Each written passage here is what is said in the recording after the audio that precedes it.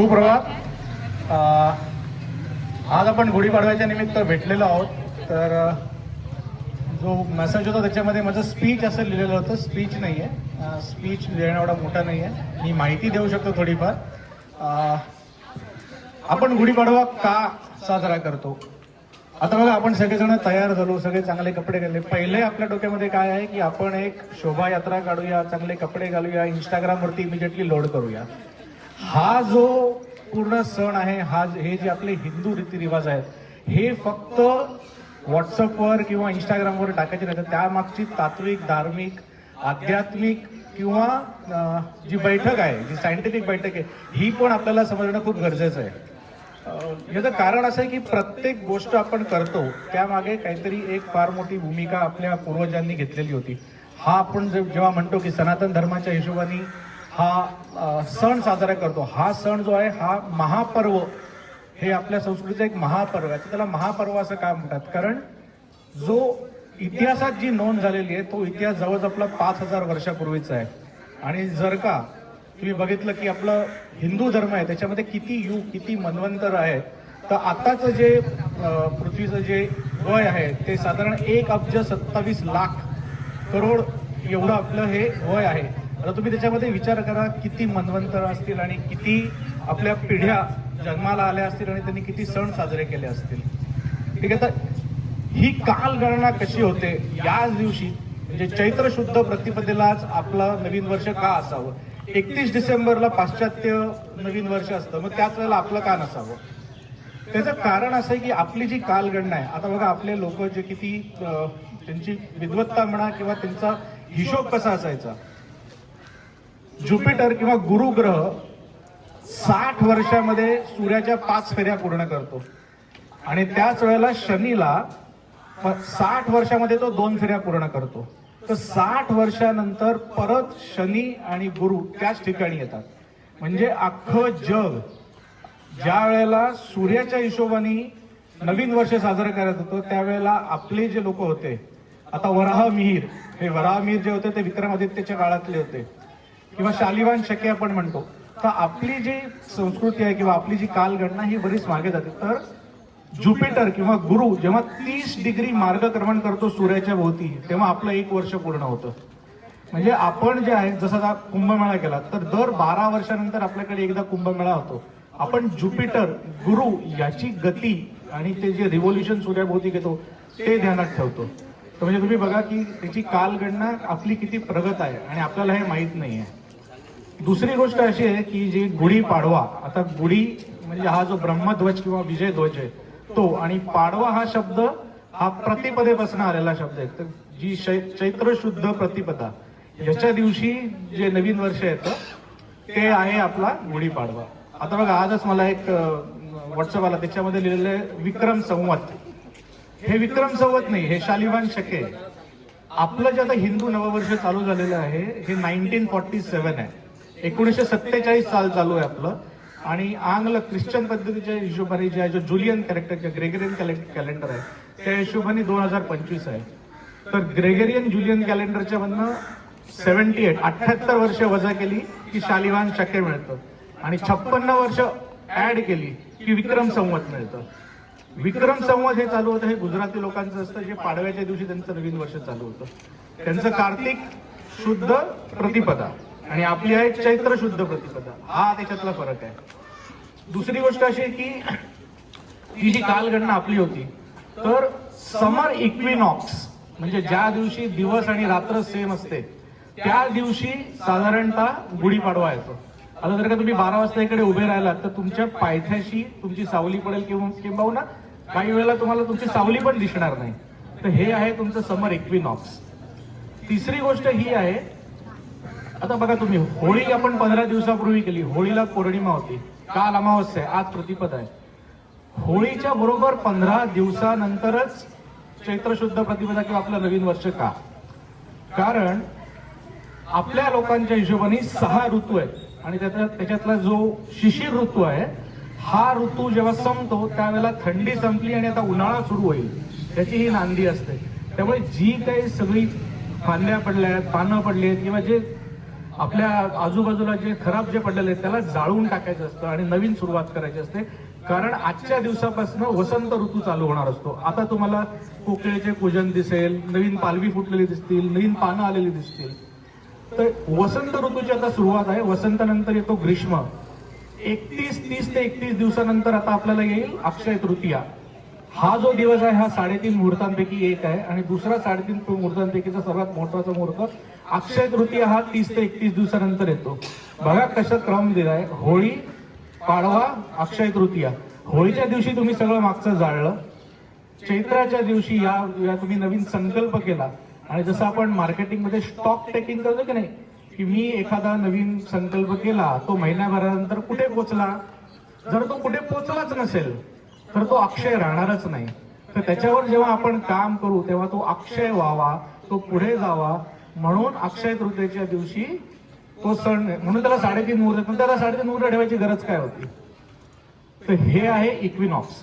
त्याच्यानंतर हे जे सांगितलं की आपण अक्षय तृतीया आणि गुढीपाडवा. त्याचं तिसरं कारण आहे की या वेळेला जी रब्बी क्रॉप्स असतात, म्हणजे जी ऑक्टोबर ते डिसेंबर आणि डिसेंबर ते एप्रिल याची छाटणी होते आणि खरीफ म्हणजे जे पावसाळी पीक घेतो आपण त्याच्यासाठी जमिनीची मशागत करायला आपण चालू करतो.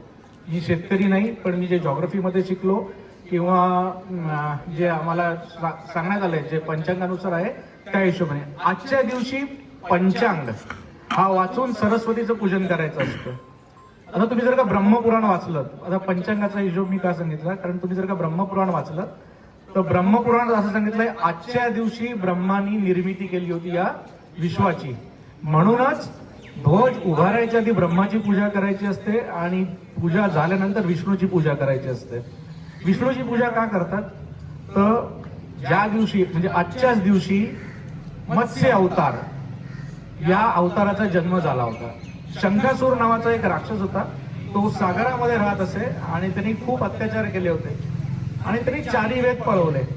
ते 4 वेदांना परत मिळवण्यासाठी हा जो मत्स्य अवतार घेतला होता विष्णूनी. आणि मग त्याला जेव्हा तो मारायला गेला तेव्हा त्या शंखासुरांनी सांगितलं की तुम्ही मला मारा, तुम्ही मला मारावं, तुमच्या हाती माझा मृत्यू व्हावा आणि मला स्वर्गलोक विष्णुलोक प्राप्त व्हावं, म्हणूनच मी हे सगळं केलं होतं. पण मी तुमच्याकडे हा वर मागतो की तुमची पूजा माझ्याशिवाय पूर्ण होता कामा नये आणि तुम्ही तुमच्या डाव्या हाती मला धारण करा.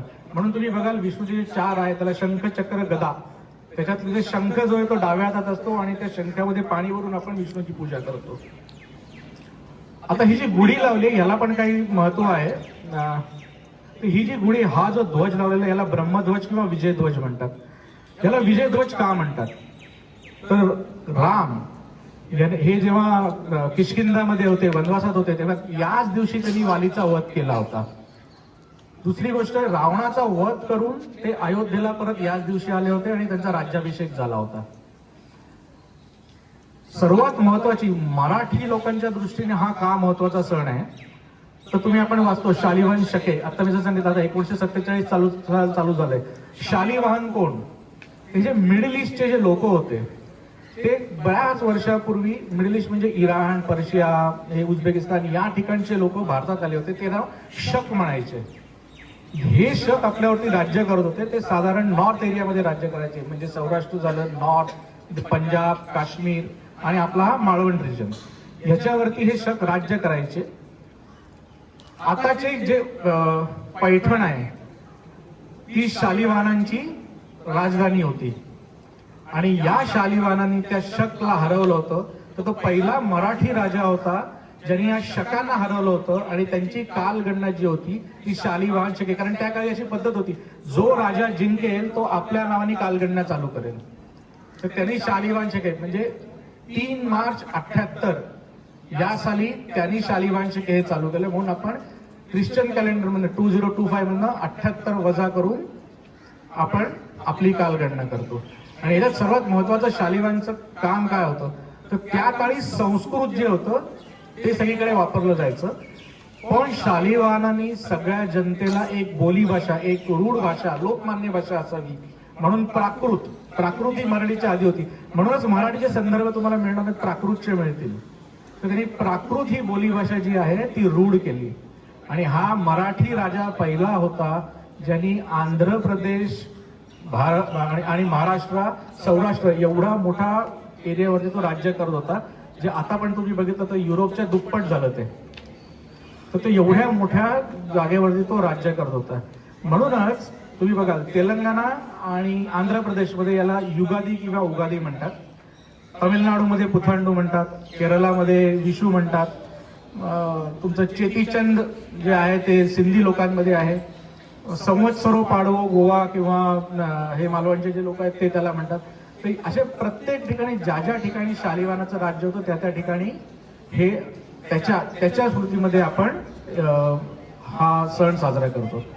आता हे जे मी तुम्हाला सांगितलं तर आपण जे साजरा करतो तरी जसं ब्रह्मदेवाने मी तुम्हाला सांगितलं की या दिवशी विश्वाची निर्मिती केली होती. त्या दिवशी ज्या प्रजापती लहरी असतात किंवा सात्विक तत्व असतं तर हे 27 नक्षत्रांमधनं आपल्यावरती येत असतं.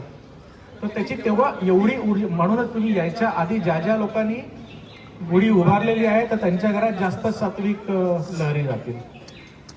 तर हे जे आहे तर तांबा, सिल्वर किंवा सोनं याचा गडू किंवा गडी आपण लावतो. कधी माती लावत नाही. माती का लावत नाही? कारण लहरी ते शोषूनच घेऊ शकणार नाही. त्याच्यानंतर लावतो आपण कडुलिंब. हा कडुलिंब काय आहे तर कडुलिंब आता जसं मी तुम्हाला सांगितलं की शिशिर मधून आपण वसंतात चाललोय, तर आयुर्वेदाच्या हिशोबाने कफ प्रवृत्ती आपली वाढते.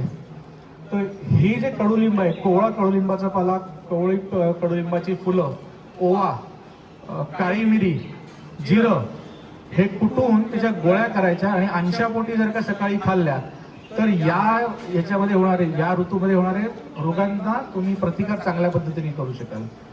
त्याच्यानंतर आंब्याची डाळी, हे मांगल्याचं प्रतीक आहे तुमचं. आपण हळदी कुंकू वाहतो ते सौभाग्याचं प्रतीक आहे. त्याच्यावर सुपारीने पूजा करतो. सुपारी हे संकल्पाचं प्रतीक आहे. आता यांनी असं मानलं पण ह्याच्या खाली पाठ ठेवायला पाहिजे, कारण हे जे प्रतीक आहे ते यशाचं, विजयाचं, आणि आपल्या विजयाला, यशाला स्थैर्य मिळावं म्हणून हा नुसता न बांधता हा पाटावरती बांधला जावा, म्हणजे आपल्या यशाला स्थैर्य मिळतं. ओके, तर हे साधारण या सगळ्या गोष्टी आहेत. हे आपल्याला समजणं गरजेचं आहे. कारण आपल्याला जर का कोणी विचारलं की गुढीपाडवा तुम्ही याच दिवशी का करता किंवा याचं महत्व काय, तर यापुढे फक्त इंस्टाग्रामवर फोटो टाकण्यासाठी नसून तुम्ही ही माहिती त्यांना सांगावी म्हणून हा सगळा उपयोग. Thanks for giving me an opportunity. धन्यवाद. हे होते आमचे मित्र मंदार भाऊ जोशी. हे न्यू ब्रह्मांड society, Azad Nagar, Thane, phase number 7 येथील रहिवासी असून त्यांनी आज दिनांक 30/3/2025 रोजी गुढीपाडवा आणि नवीन वर्षाच्या सुरुवातीबद्दल खूप चांगली माहिती दिलेली आहे.